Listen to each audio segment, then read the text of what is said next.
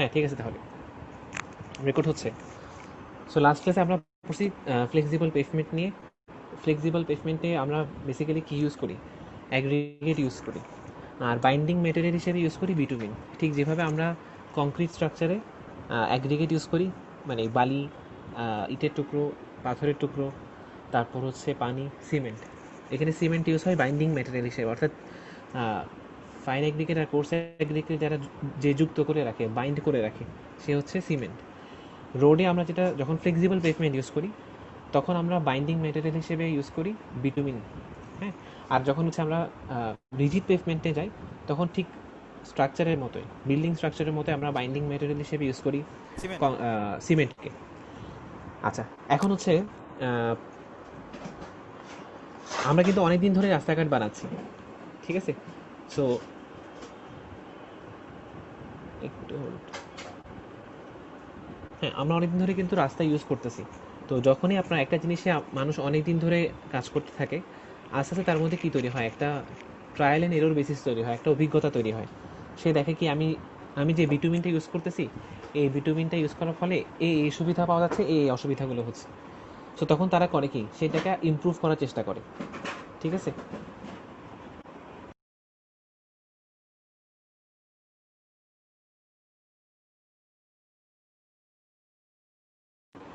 So এখন ঠিক তেমনি ইয়ার ক্ষেত্রেও, এই ফ্লেক্সিবল পেভমেন্টের ক্ষেত্রেও আমরা এতদিন যেটা ইউজ করে আসছি বিটুমিন, সেটার পরিবর্তে আমরা একটু ইমপ্রুভ করার চেষ্টা করলাম। হ্যাঁ, ইমপ্রুভ করে আমরা কী করলাম, পলিমার মডিফাইড বাইন্ডার, পিএমবি। ঠিক আছে, পিএমবি ইউজ করা স্টার্ট করলাম। সো পিএমবি জিনিসটা কেমন, আমরা যদি একটু পড়ি, যেটা লেখা আছে যে recently a large number investigations have demonstrated that bitumen properties, বিটুমিনে কিছু প্রপার্টি যেমন ভিসকো ইলাস্টিসিটি। ভিসকো ইলাস্টিসিটি মানে হচ্ছে যার মধ্যে একই সাথে ভিসকোসিটি আছে আর ইলাস্টিসিটি আছে। ইলাস্টিসিটিকে আমরা বুঝি, হ্যাঁ, ইলাস্টিসিটি মানে হচ্ছে আহ, একটা জিনিসকে টানলে আবার আগের জায়গায় যদি ফিরে আসে, এটা হচ্ছে ইলাস্টিসিটি। আর ভিসকোসিটি হচ্ছে একটা মানে তরল পদার্থের বৈশিষ্ট্য, যে তরল পদার্থের স্তরগুলোর মধ্যে যে একটা একটা ঘর্ষণ কাজ করে, এটা হচ্ছে ভিসকোসিটি। এই দুইটা বৈশিষ্ট্য যার মধ্যে আছে সেটা হচ্ছে ভিসকোসিটি, ভিসকোসি ইলাস্টিসিটি। যেমন বিটুমিন জিনিসটা কি, এটা কি কঠিন পদার্থ? একটু বলেন তো কেউ একজন, বিটুমিন কি কঠিন পদার্থ? তার গরম গরম অবস্থায় তো কঠিন না, তরল, তারপরে শুকাইলে কঠিন হয়ে যায় স্যার। না কঠিন, হ্যাঁ একটু, ঠিক আছে, ওই টাইপের আচরণ হয়, বাট বেসিক্যালি এটা কি, এটা এক কঠিন পদার্থ না, এটা হচ্ছে তরল পদার্থ, তরল পদার্থ, রাইট স্যার। বিটুমিন, তাই না? হ্যাঁ, এখন বিটুমিনের মধ্যে কিন্তু এই দুইটা কোয়ালিটি দেখা যায়, ইলাস্টিসিটি দেখা যায়।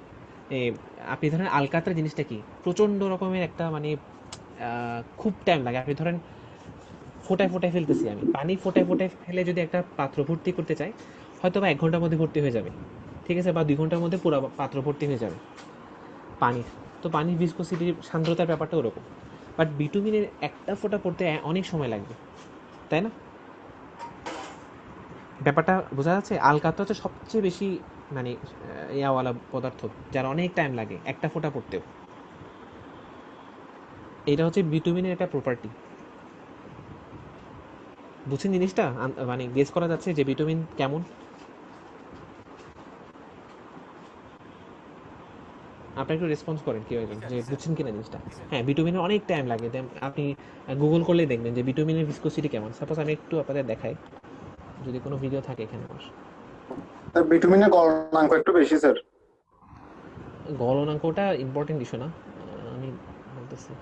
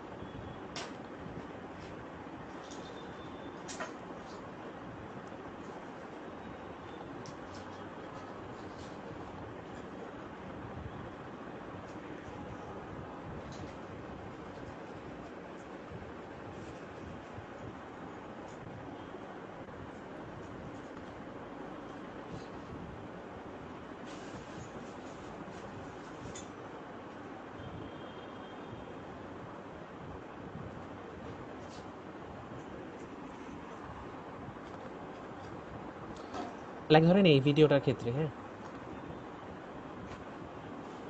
সাপোজ এখানে একটু বিটুমিন নিচ্ছে,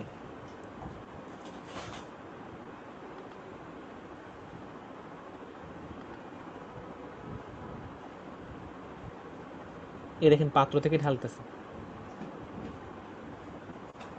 ঠিক আছে। এখানে বিটুমিনের জায়গায় যদি পানি নেওয়া হতো, তাহলে যে স্পিডে পড়তো বিটুমিন কিন্তু তার চেয়ে অনেক কম স্পিডে পড়ে। তার কারণ কি, বিটুমিনের ভিসকোসিটিটা পানির চেয়ে ডিফারেন্ট, ঠিক আছে। এটা বিটুমিনের একটা উল্লেখযোগ্য বৈশিষ্ট্য। ওকে, তো এটা হচ্ছে বিটুমিনের ভিসকোসিটি। এখন এই বিটুমিনের এই ভিসকোসিটির বৈশিষ্ট্য যেমন আছে, তার মধ্যে আবার ইলাস্টিসিটির একটা বৈশিষ্ট্য আছে, এখানে রাবার রাবার বৈশিষ্ট্য আছে। তো একই সাথে দুইটা বৈশিষ্ট্য যেহেতু দেখা যায়, তা আমরা ওই দুইটা বৈশিষ্ট্যকে একসাথে করে নাম দিচ্ছি ভিসকো ইলাস্টিসিটি, ঠিক আছে। আচ্ছা, সেকেন্ড হচ্ছে টেম্পারেচার সাসেপ্টিবিলিটি, মানে সে টেম্পারেচার সহ্য করতে পারে অনেক দূর পর্যন্ত।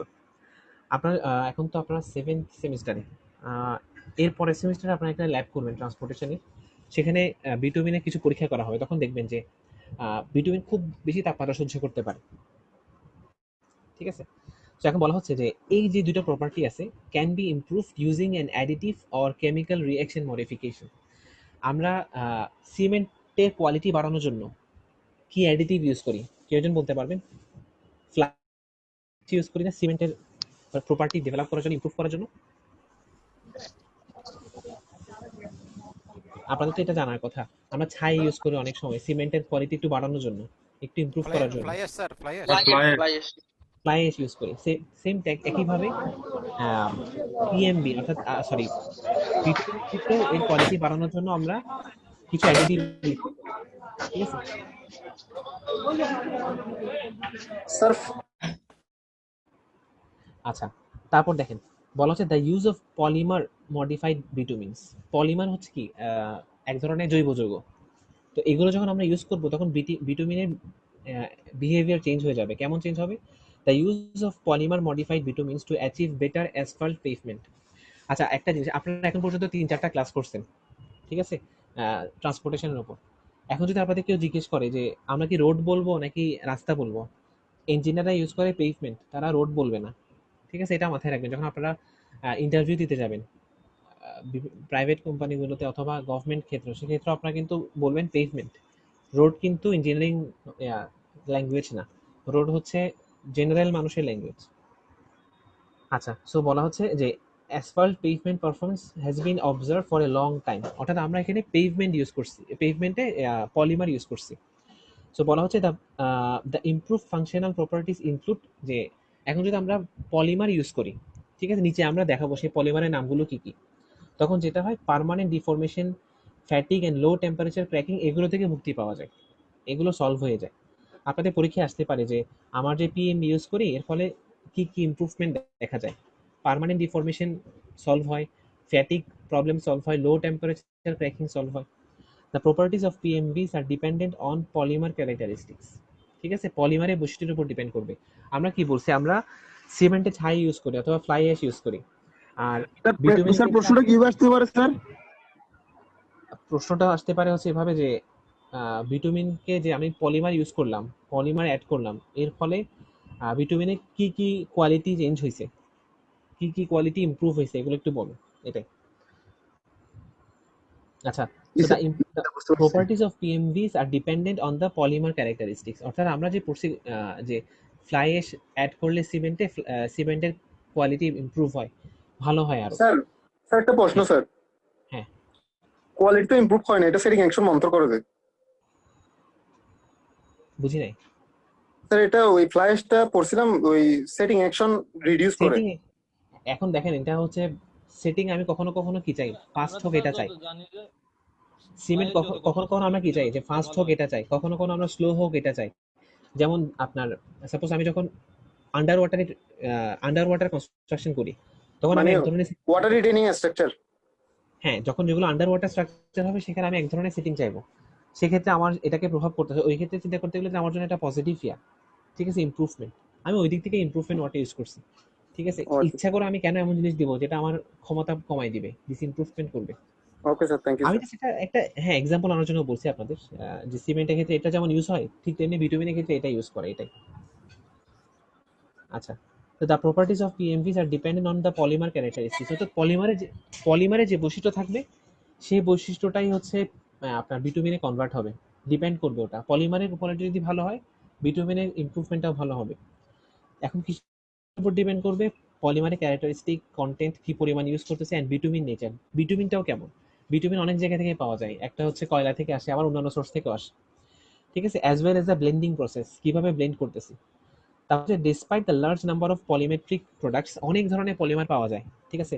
আমরা যে প্লাস্টিকগুলো আশপাশে দেখি, এদের অধিকাংশ কিন্তু হচ্ছে পলিমার, ঠিক আছে? Polymer product. তো আমাদের পলিমারে কিন্তু অভাব নেই।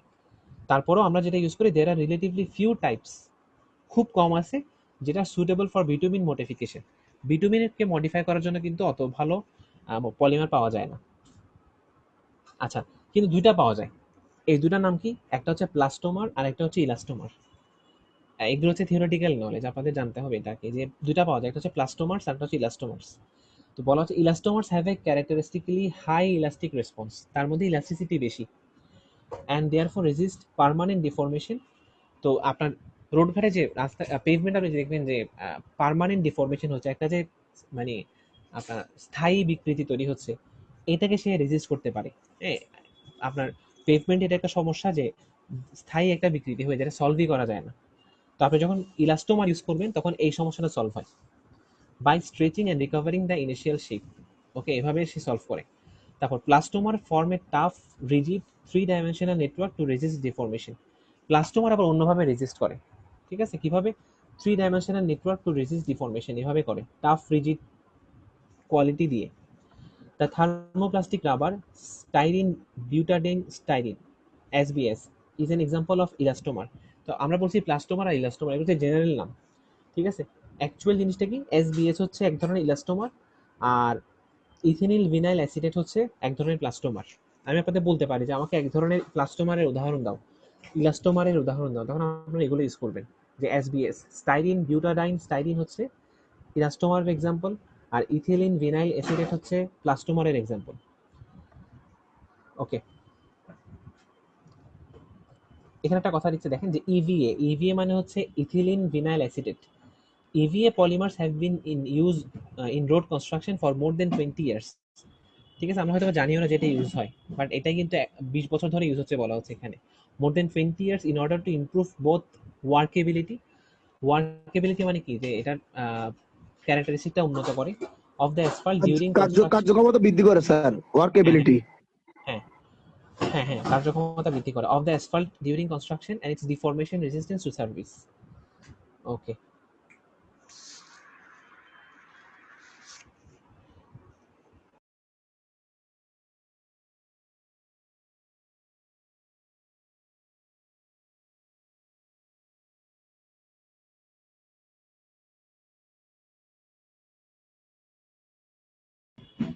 আচ্ছা, নেক্সট আমরা দেখবো রিজিড পেভমেন্ট নিয়ে। ফ্লেক্সিবল পেভমেন্টে আলোচনা শেষ।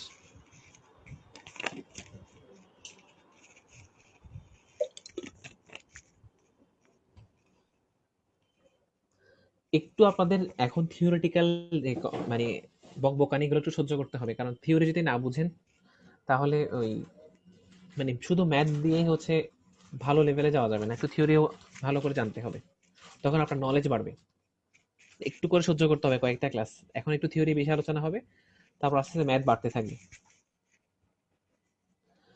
আচ্ছা, রিজিড পেভমেন্ট কি? আমরা সহজ কথায় বুঝি যে কংক্রিট পেভমেন্ট যেগুলো, এগুলো হচ্ছে রিজিড পেভমেন্ট। হ্যাঁ, রিজিড পেভমেন্টের বৈশিষ্ট্যগুলো কি? সিঙ্গেল লেয়ারের হয়। হ্যাঁ, যেভাবে আমরা ফ্লেক্সিবল পেভমেন্টের ক্ষেত্রে দেখি, উপরে সারফেস কোর্স থাকে, তারপরে হচ্ছে base course, sub base course, তারপর সাব গ্রেড, এই যে লেভেলগুলো থাকে। রিজিড এরকম হয় না, রিজিডে একটা লেভেলই থাকে, একটা লেয়ারই থাকে। হ্যাঁ, এটা কংক্রিট লেয়ারটা। তবে আপনি বেস সাব বেস দিতে চাইলে দিতে পারবেন, এটা অপশনাল। আচ্ছা, আর রিজিড পেভমেন্টের স্ট্রেংথটা আসে ঠিক যেভাবে বিল্ডিং এর ক্ষেত্রে স্ট্রেংথ আসে। বিল্ডিং এর বিমগুলো স্ট্রেংথ কিসের উপর ডিপেন্ড করে? ফ্লেক্সারাল স্ট্রেংথের উপর, বেন্ডিং স্ট্রেংথের উপর, এখানেও সেম। আচ্ছা, আহ, কিছু বৈশিষ্ট্য লেখা আছে, এগুলো একটু পড়ে দেখবেন আপনারা।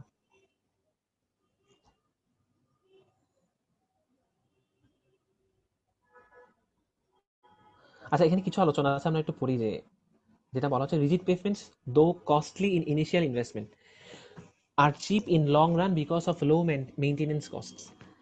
ফ্লেক্সিবল পেভমেন্টের ক্ষেত্রে যেটা হয় যে ফ্লেক্সিবল পেভমেন্ট বানানো সস্তা, ঠিক আছে। রিজিড পেভমেন্ট বানাতে যত খরচ হয় ইনিশিয়ালি ফ্লেক্সিবল পেভমেন্ট বানাতে অত খরচ হয় না। কিন্তু ইনিশিয়ালি যদিও সস্তা হয়, এটার মেইনটেনেন্স কস্ট কিন্তু অনেক বেশি ফ্লেক্সিবল পেভমেন্টে।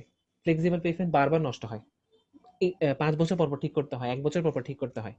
কিন্তু রিজিড পেভমেন্ট শুরুতে বানাতে অনেক খরচ যায়, বাট পরবর্তীতে এটা স্থায়িত্ব বেশি হয় এবং মেইনটেনেন্স খরচ অত বেশি না, ঠিক আছে। তো ফ্লেক্সিবল পেভমেন্টে একটা ভালো দিক আছে যেটার শুরুর খরচটা কম, রিজিড পেভমেন্ট আবার শুরুর খরচটা বেশি। ওদিকে ফ্লেক্সিবল পেভমেন্টে মেইনটেনেন্স কস্টটা হাই, দ্রুত নষ্ট হয়ে যায়, কিন্তু রিজিড পেভমেন্টে কি মেইনটেনেন্স কস্টটা কম। আচ্ছা, তারপর আরো কিছু আলোচনা করতেছে এখানে যে bitumen is derive from petroleum crude, ঠিক আছে, পেট্রোলিয়াম থেকে তৈরি হয়। এবং পেট্রোলিয়ামের কোন অংশ থেকে, যেটা তরল অংশ ওটা না, পেট্রোলিয়ামে একটা আপনার তরল হওয়ার আগে একটা স্টেজ থাকে, ওই স্টেজ থেকে নেওয়া হয় বিটুমিনটা। তো which is in short supply globally, ঠিক আছে, অত বেশি অ্যামাউন্টে না, এটা হচ্ছে আপনার একটা ধীরে ধীরে কমে যাচ্ছে এরকম একটা সোর্স যেখানে আমরা বিটুমিন পাবো। And the price of which has been rising steeply, অর্থাৎ খুব দ্রুত প্রাইস বাড়তেছে বিটুমিনের world wide. India imports nearly 70% of the petroleum crude, আমরা যে বাংলাদেশে পেট্রোলিয়ামটা পাই তার 70% কিন্তু ইন্ডিয়া থেকে আসে, ঠিক আছে। তো the demand for bitumen in the coming years is likely to grow steeply, সামনের বছর আরো বাড়তে থাকবে। এখন এই জন্য কি হয়ে যাবে, ইন্ডিয়ার উপরে, ইন্ডিয়া কিন্তু চাইবে আমরা যেন বিটুমিন ইউজ করি, ঠিক আছে। একইভাবে সিমেন্টও কিন্তু ইন্ডিয়া থেকে আমরা আনি, বাট স্যার হ্যাঁ বলেন। স্যার বিটুমিন ইন্ডিয়া থেকে আনার কারণে কি আমাদের রাস্তায় আজকে এই পরিস্থিতি? এটা বর্তমান যে বিটুমিন গুলো আসছে স্যার, এগুলো আসলে মানসম্মত, মানে আমরা কিভাবে বুঝবো যে বিটুমিন গুলো কি ইয়াটা? কারণ দিচ্ছে এই পাশ দিয়ে দিচ্ছে, ওই পাশ দিয়ে উঠে চলে আসতেছে। দেখেন, আমরা যারা ইঞ্জিনিয়ার, যারা ডিপ্লোমা ইঞ্জিনিয়ার বা বিএসসি ইঞ্জিনিয়ার, তারা কিন্তু সর্বোচ্চ লেভেলে কতটুকু যায়, অ্যাসিস্ট্যান্ট ইঞ্জিনিয়ার পর্যন্ত যায় যদি আপনার গভর্নমেন্ট পরীক্ষাগুলো দেন, ঠিক আছে। এই গভর্নমেন্ট লেভেলে কিন্তু গিয়ে কিন্তু আমরা সরাসরি কিসের সাথে জড়িত থাকি না, বিটুমিনের টেস্টের সাথে জড়িত থাকি না, বিটুমিনের এডিশনাল কোয়ালিটি চিপ বের তো করার হতে জন্য। থাকে স্যার। হ্যাঁ হ্যাঁ, স্যার চিফ ইঞ্জিনিয়ার পর্যন্ত জানা সরকারিভাবে। বাট আপনি এখন যে লেভেলে আছেন, আপনি ধরেন গভর্নমেন্টে যোগ দিচ্ছেন, আপনি কি হবেন, সাব অ্যাসিস্ট্যান্ট ইঞ্জিনিয়ার হবেন ডিপ্লোমা ডিগ্রি নিয়ে, তাই না? আর যারা বিএসসি ইঞ্জিনিয়ার তারা সর্বোচ্চ এখন পর্যন্ত অ্যাসিস্ট্যান্ট ইঞ্জিনিয়ার হিসেবে যোগ দিবে এবং কয়েক বছর এরকমই থাকবে। তাদের পক্ষে কিন্তু নীতি নির্ধারক লেভেলে কি হচ্ছে এটা জানার কথা না, না ঠিক আছে। স্যার, বিএসসি ইঞ্জিনিয়ার যারা আছে, যারা যারা স্যার যারা সরকারিভাবে যায়, তারা তার সর্বোচ্চ স্যার এডিশনাল চিফ পর্যন্ত যাইতে পারে, আমি যতটুকু দেখি বা জানছি আর কি স্যার, আমি বা দেখছি সর্বোচ্চের আর কি কথা স্যার। বলতেছি না, আমি আপনার ফ্রেশ হিসেবে বলতেছি, ঢোকার সময় কি হিসেবে ঢুকে। ঢুকার সময় স্যার অ্যাসিস্ট্যান্ট ইঞ্জিনিয়ার যারা বিএসসি ইঞ্জিনিয়ারিং পাস করে। হুম, ওটাই বোঝাচ্ছি। এবং সে তো 1-2 বছর পরেই চিফ ইঞ্জিনিয়ার হয়ে যাবে না, সময় লাগবে, তাই না? এখন আপনি আমি আমরা এই ও না লেভেলে স্যার, ছিলাম। 1-2 বছর পরে সাব ডিভিশন ইঞ্জিনিয়ার, তারপরে স্যার এক্সিকিউটিভ ইঞ্জিনিয়ার স্যার। হ্যাঁ হ্যাঁ, আমার লেভেলগুলো জানা নেই যে কোনটা পরে কোনটা হয়। আমি আপনাকে যেটা বোঝালাম যে স্যার এত এত দ্রুত তো নীতি নির্ধারক লেভেলে কেউ যাবে না, ঠিক আছে। 1-2 বছর পর সে আস্তে আস্তে স্যার ইমপ্রুভ হবে বা মিনিমাম স্যার প্রমোশন হবে। এক্সিকিউটিভ হইতে মিনিমাম স্যার 10 বছর সময় লাগে স্যার, 8 থেকে 10 বছর সময় লাগে এক্সিকিউটিভ আমি ইঞ্জিনিয়ার। হ্যাঁ, আমি এক্সিকিউটিভ নিয়ে আলোচনা করতেছি না, আমি মানে বললাম এর ভিতরে প্রমোশন স্যার হবে। সাব ডিভিশন ইঞ্জিনিয়ার আছে, তারপরে হ্যাঁ হ্যাঁ, এই- ওকে, থাম এটাই থাম বলতেছি। ভাই। প্রমোশনে তো অনেক সময় লাগবে, ওটা বলতেছি না। আমি যেটা বললাম যে আপনি কোন ধরনের বিটুমিন ইউজ করতেছেন এটা বুঝতে তো আপনাকে টেস্ট করতে হবে, ঠিক আছে। এখন যারা অ্যাসিস্ট্যান্ট ইঞ্জিনিয়ার তারা তো বিটুমিন টেস্টের সাথে সরাসরি জড়িত থাকে না, বিটুমিনের টেস্ট হয় ল্যাবে, ঠিক আছে। এখন আমাদের ল্যাবের পরীক্ষাগুলো তো হয় বুয়েটে অথবা চুয়েটে, ঠিক আছে, সরকারি ইয়াগুলোতে, ইনস্টিটিউশনগুলোতে। ওগুলো পরীক্ষা তো আমরা করি না। তো আমাদের জানার কথা না বা বোঝার কথাও না যে আমার বিটুমিনের কোয়ালিটি কেমন। বিটুমিনের কোয়ালিটি বোঝার জন্য তো আপনাকে ল্যাব টেস্ট করতে হবে, ঠিক আছে। সো এটা নিয়ে কমেন্ট করা যাচ্ছে না, কারণ আমরা ওই লেভেলে যাই নাই যে যে যে ইনস্টিটিউশনগুলো পরীক্ষা করে বিটুমিনে তারা কি রেজাল্ট পাচ্ছে। ওকে,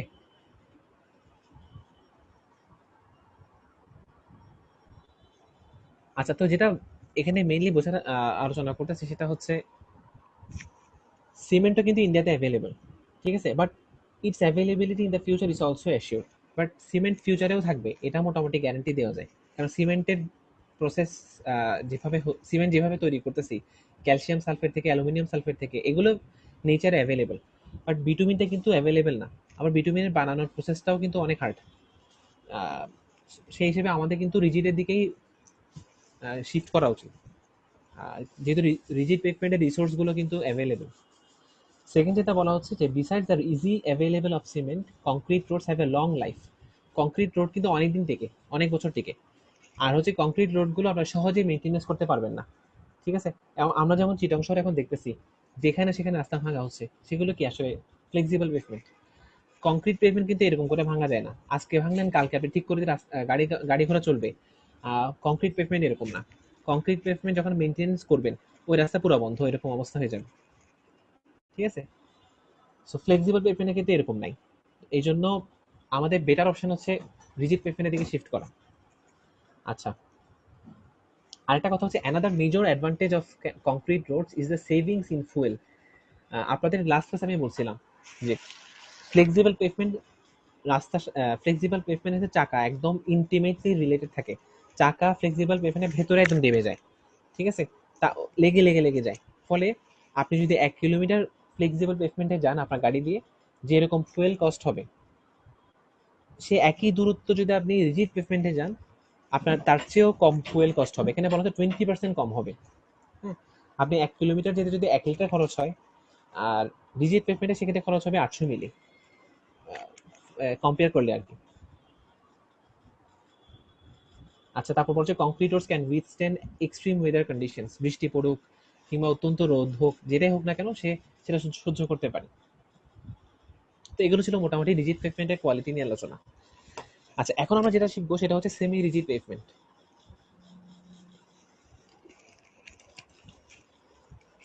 সেমি রিজিড পেভমেন্ট অথবা কম্পোজিট পেভমেন্ট, মানে নাম শুনেই বুঝতে পারতেছেন আমরা এখানে যেটা করতেছি সেটা হচ্ছে দুইটার কম্বিনেশন। এটা রিজিডও না পুরোপুরি, আবার ফ্লেক্সিবলও না, দুইটা মিক্স করে। সেমি রিজিড মানে অর্ধেক রিজিড, কম্পোজিট মানে মিক্সড করা। আমরা যেটা করতেছি যে প্রথম লাইন থেকে যদি দেখি,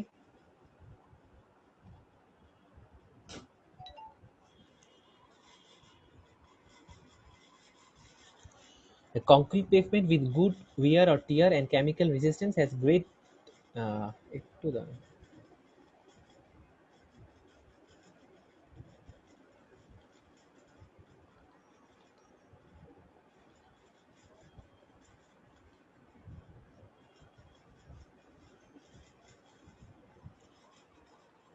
আচ্ছা, সেমি রিজিড পেভমেন্টটা হচ্ছে অনেকটা দুইটার কম্বিনেশন, ঠিক আছে? আমাদের যে দুইটা সোর্স আছে, একটা হচ্ছে রিজিড পেভমেন্ট আর একটা হচ্ছে ফ্লেক্সিবল পেভমেন্ট। এই দুইটার ভালো নিয়ে যে পেভমেন্টটা তৈরি হয় এটা হচ্ছে কম্পোজিট পেভমেন্ট, ঠিক আছে? আমি যদি কম্পোজিট পেভমেন্টের ছবিটা দেখি তাহলে আমাদের ছবিটা হচ্ছে অনেকটা এরকম। এই যে এই কম্পোজিট পেভমেন্টের ওপরের দিকে থাকে বিটুমিনাস পেভমেন্ট, নিচে থাকে কংক্রিট পেভমেন্ট। অথবা আরেকটা টাইপ হচ্ছে ওপরের দিকে থাকে কংক্রিট পেভমেন্ট, নিচে থাকে বিটুমিনাস পেভমেন্ট।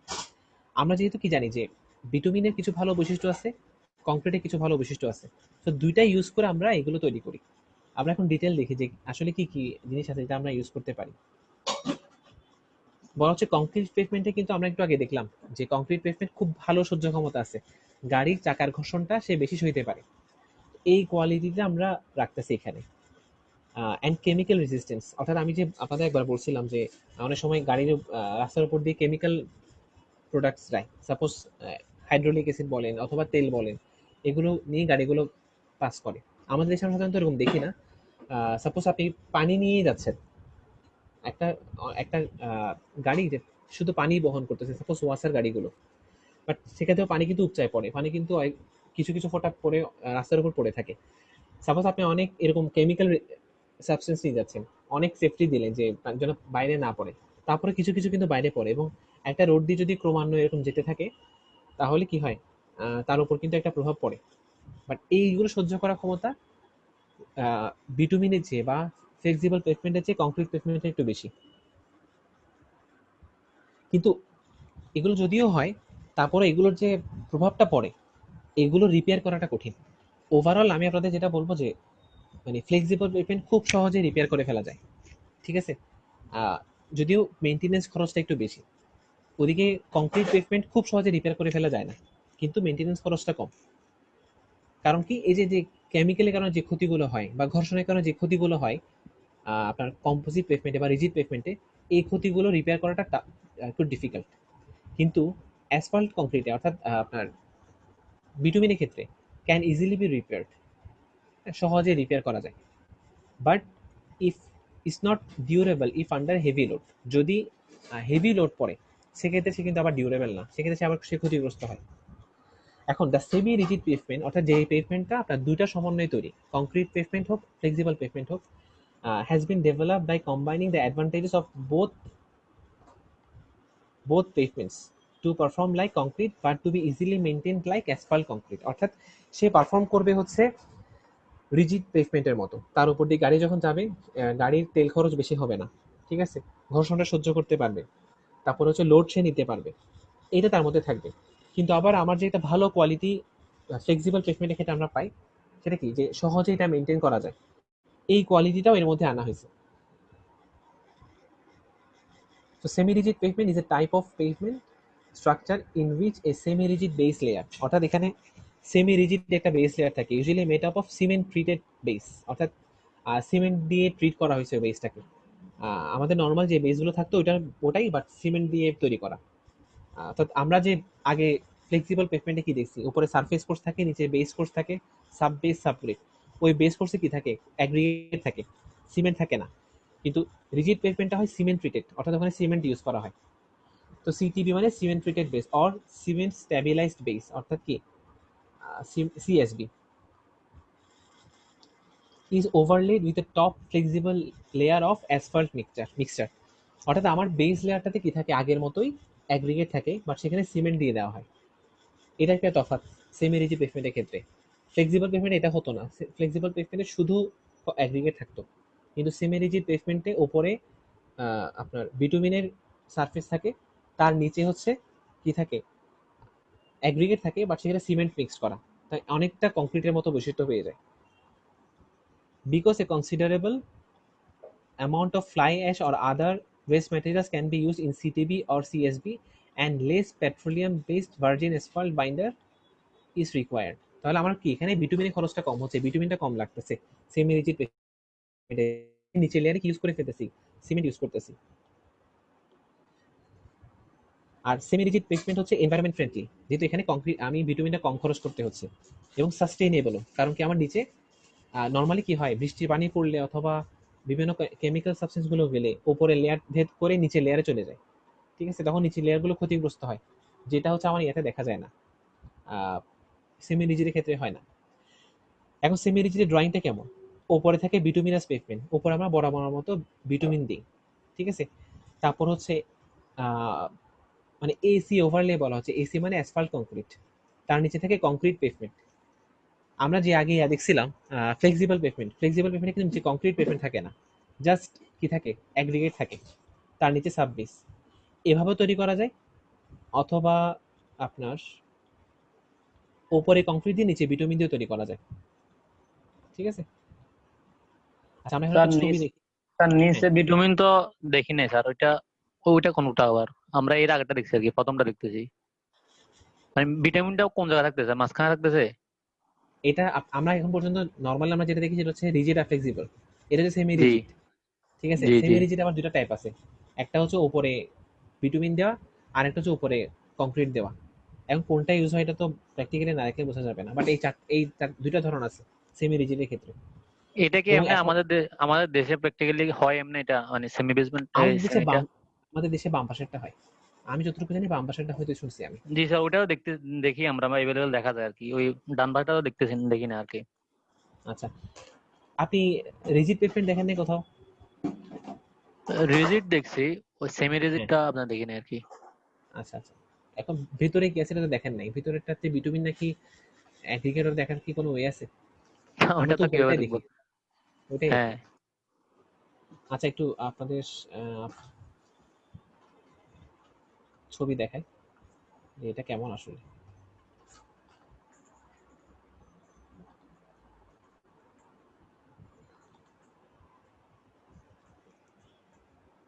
স্যার ব্রিজের মধ্যে তো ইউজ করে, ব্রিজে, ফ্লাইওভারে। হ্যাঁ হ্যাঁ হ্যাঁ হ্যাঁ, ওটাও হতে পারে। ব্রিজে তো থাকে তো কংক্রিট, উপরে পেমেন্টটা করা হয় বিটুমিন দিয়ে। ওই তো এটা তো আছে বললাম, উনি যেটা বলতেছেন সেটা হচ্ছে উপরে কংক্রিট নিচে রিজিড, এটা কথা আছে, নিচে বিটুমিন এটা আছে কিনা। আচ্ছা আমরা একটা ছবি দেখতেছি এখন।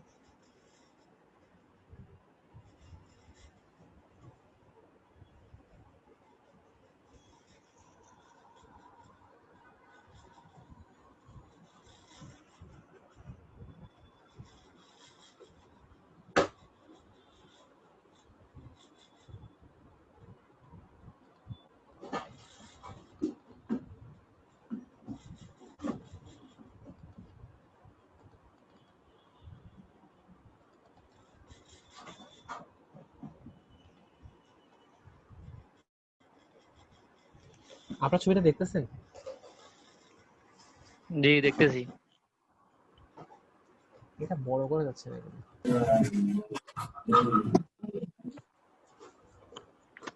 জুমে ক্লিক করার পরে স্যার ওই নিচের এটা একটু টেনে দিতে হবে তারপরে।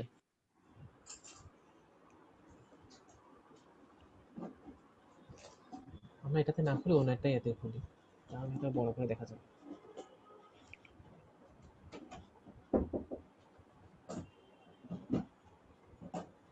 ওইটা তো হবে তো স্যার, আপনি কার্সর দিয়ে একটু বড় করা যাবে। হচ্ছে না এই কারণে।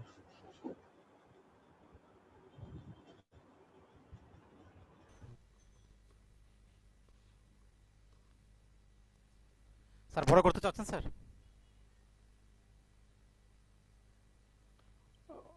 স্যার উপর ম্যাগনিফাইং গ্লাসে প্লাস দিলে বড় হবে স্যার।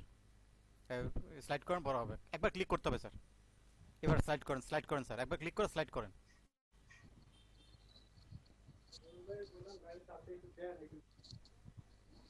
গাড়ি চালাবেন আপনি?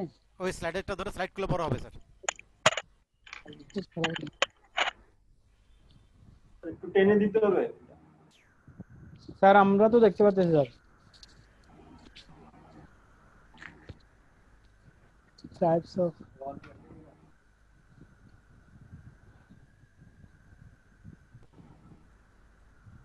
স্যার বড় করতে চাচ্ছেন যে? স্যার আমরা তো বড় দেখতে হয়েছে না? পাচ্ছি। বড় দেখতে তো পাচ্ছি হয়েছে। তো স্যার, দেখতে পাচ্ছি তো স্যার।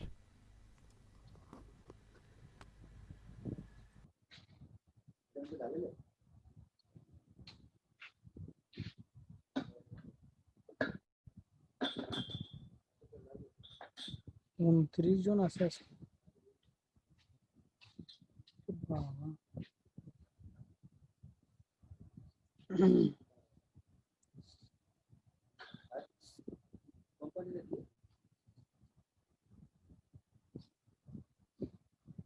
চিন্তা করতেছে যে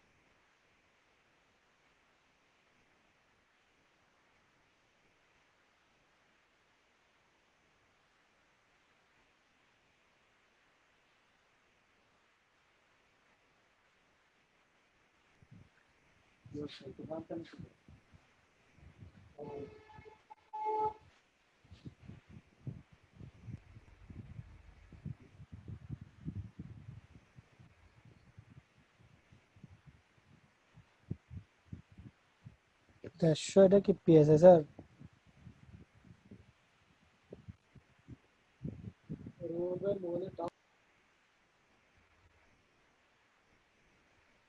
হ্যালো,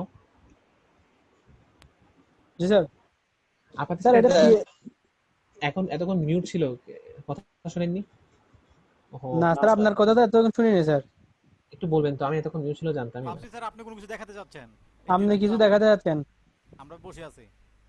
আমরা আচ্ছা বাসায় ঠিক আছি। আছে, আচ্ছা দেখেন তা আমি আপনার ছবিটা আরেকবার দেখে একটু। হ্যাঁ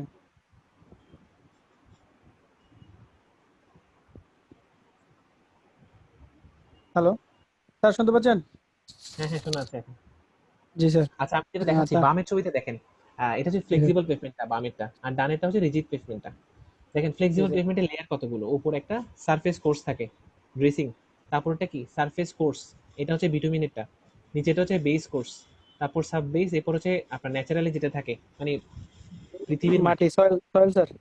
হ্যাঁ পৃথিবীর মাটিটা, এটা এটা হচ্ছে আমার স্যার আমার পৃথিবী। প্রথমটা সয়েল, তারপরটা কি স্যার? সাববেস, প্রথমটা হচ্ছে সারফেস কোর্স, বিটুমিনের সারফেস স্তরটা, কোর্স, হ্যাঁ তারপর বিটুমিন স্কোয়ার, তারপর হচ্ছে বেস কোর্স, মানে বেস এখানে কোর্স। আপনার কোর্স এগ্রিগেট ফাইন এগ্রিগেট এগুলো থাকে, নিচেও এরকম থাকে, নিচেগুলো একটু বড় হয়। তারপর জি নিচে স্যার। হচ্ছে আপনার পৃথিবীর মাটিটা। আর রিজিড পেপার আপনার সেমি রিজিড যেটা একটু আগে যেটা করছি, ওখানে যেটা হয় ওপরে হয়তো আবার ওপরে আপনার ইয়া থাকে, বিটুমিন থাকে, নিচে এই বেসটাতে কংক্রিটের সাথে সিমেন্ট মিক্স করে দেয়, ঠিক আছে? তখন এই বেস কোর্সটাকে আমরা বলি cement treated base. Normally flexible পেভমেন্টে এই লেয়ারটাতে কোনো সিমেন্ট দেয় না, বুঝতে পারছেন? কিন্তু জি স্যার। যখন আমরা সেমি রিজিডটা ইউজ করি বা কম্পোজিট পেভমেন্টটা ইউজ করি, তখন এই বেস কোর্সে আপনার ইয়া অ্যাড করে, সিমেন্ট অ্যাড করে দেয়, তখন এটা কোয়ালিটি চেঞ্জ হয়ে যায়। আচ্ছা ডান পাশেটা দেখেন, ডান পাশেটা রিজিড পেভমেন্ট, এখানে দেখেন কতগুলো তীর চিহ্ন গেছে, অনেকগুলো লেয়ার। ডান পাশে শুধু একটা, এই উপরে রিজিড পেভমেন্ট থাকে, সিমেন্ট কংক্রিটের তৈরি, নিচে সাববেস থাকলে থাকে, না থাকলে থাকে না, আর তার নিচে হচ্ছে পৃথিবীর মাটি। মাটি। ওকে এখন বোঝা গেছে? জি স্যার। আচ্ছা আমরা ক্লাস লেকচারে ফিরে যাই। স্যার একটা জিনিস স্যার, এই যে এখন যে লেখাটা দেখা যাচ্ছে মানে 150 পিএসআই, হ্যাঁ স্যার গিভ দ্য লোড, এটা জিনিসটা কি স্যার? মানে ওইটা এটা বুঝিনি, চাকা, একটু যদি বলেন। চাকা, চাকা, চাকা। জি স্যার। চাকা, হ্যাঁ হুইল লোড। মানে উইং লোড, মানে তার মানে ও 150 পিএসআই লোড নিতে পারবে পার স্কয়ার ফিটে, পার স্কোয়ার ইঞ্চে। পার স্কয়ার ইঞ্চে হ্যাঁ 150 পিএসআই। নিতে পারবে না ঠিক, ইউজুয়ালি নেয় আর কি, এটা হচ্ছে কথা। আচ্ছা ইউজুয়ালি নেই। তো দেখেন আপনার আমাদের ফ্লেক্সিবল পেভমেন্টের লেয়ার গুলো কি কি, উপরে ওয়েরিং কোর্স, তারপর base, sub base, subgrade. Subbase, subgrade. হ্যাঁ সাবগ্রেড উপরে। স্যার, সাবগ্রেডটা বড় বড় পাথরের, মানে মানে বড় বড় ব্রিক, ব্রিক দেয় না স্যার, পাথর দেয় স্যার, ব্রিকে দি বড় বড়। হ্যাঁ হ্যাঁ হ্যাঁ হ্যাঁ হ্যাঁ, এরপরে সাব সাব